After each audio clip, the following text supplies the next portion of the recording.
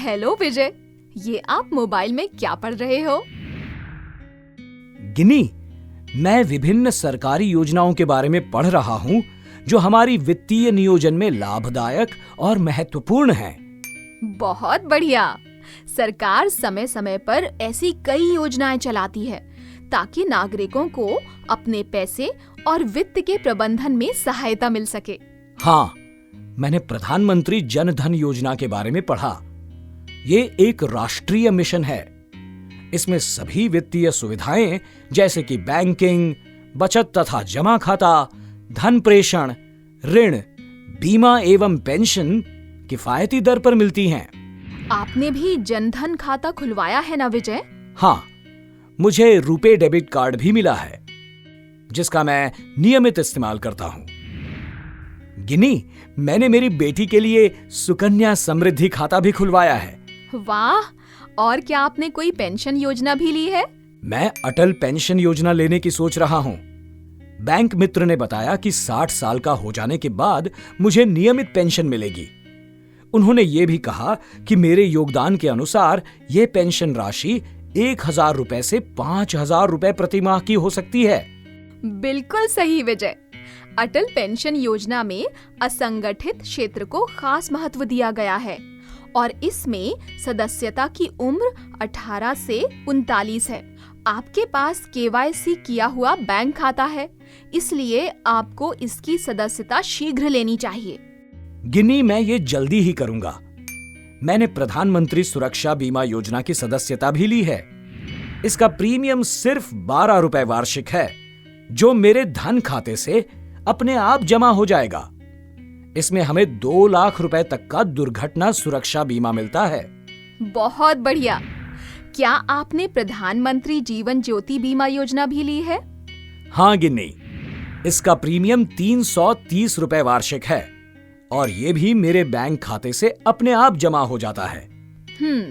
प्रधानमंत्री जीवन ज्योति बीमा योजना में 2 लाख की राशि बीमित व्यक्ति की मृत्यु हो जाने की स्थिति में उसके नामांकित को मिलती है। क्या आपको प्रधानमंत्री फसल बीमा योजना के बारे में मालूम है? हाँ गिनी, मैंने इसके बारे में भी पढ़ा है। प्रधानमंत्री फसल बीमा योजना फसल के खराब होने की स्थिति में व्यापक मुआवजा देती है। ये हम जैसे किसानों के लिए अति लाभप्रद है, क्योंकि ये कम उत्पादन और फसल के खराब होने दोनों ही स्थिति में सहायक है। यहाँ तक कि प्रीमियम भी बहुत कम है।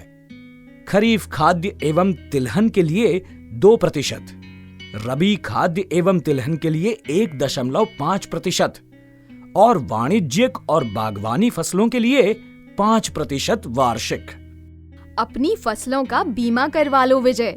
याद रखो, अधिसूचित फसलों पर फसल ऋण या किसान क्रेडिट कार्ड लिए हुए किसानों के लिए बीमा करना अनिवार्य है। समझ गया गिन्नी। अच्छा, क्या सरकार लोगों को लघु व्यापार स्थापित करने में सहायता करती है? हाँ बिल्कुल विजय। सरकार और विभिन्न बैंकों के पास छोटे और मध्यम आकार के व्यापार के लिए आर्थिक सहायता की कई योजनाएं हैं। ओह अच्छा, प्रधानमंत्री मुद्रा योजना इसी श्रेणी में आती है। हाँ, आप प्रधानमंत्री मुद्रा योजना के बारे में और क्या जानते हैं?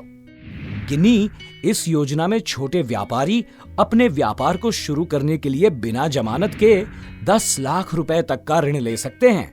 हाँ विजय, इसका लाभ सभी छोटे व्यवसायी जैसे कि निर्माण इकाई, दुकानदार, फल और सब्जी विक्रेता, ट्रक चालक, मरम्मत की दुकान और अन्य मशीन चालक आदि ले सकते हैं। और हम ये ऋण पूरे देश में किसी भी चयनित बैंक से ले सकते हैं। बिल्कुल सही कहा। बैंक शाखा और सूक्ष्म वित्तीय संस्थाएं आपको इस बारे में पूरी जानकारी देंगी। शुक्रिया गिन्नी। और क्या इसी प्रकार की सहायता अपना घर बनाने या खरीदने के लिए भी मिलती है? हाँ विजय, सरकार अपने नागरिकों के लिए किफायती घर उपलब्ध करने के लिए प्रयासरत है।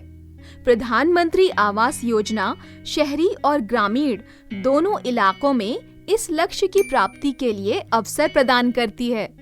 बहुत बहुत शुक्रिया गिनी, आपने बहुत उपयोगी जानकारी दी है। मुझे इसमें खुशी मिलती है विजय। याद रखना, प्रत्येक योजना को पहले अच्छे से समझ लेना और उनमें समय समय पर होने वाले बदलाव का भी ध्यान रखना। हाँ, मैं याद रखूंगा गिन्नी। नमस्ते। नमस्ते विजय। आपको और आपके परिवार को बहुत सारी शुभकामनाएं। फिर मिलेंगे।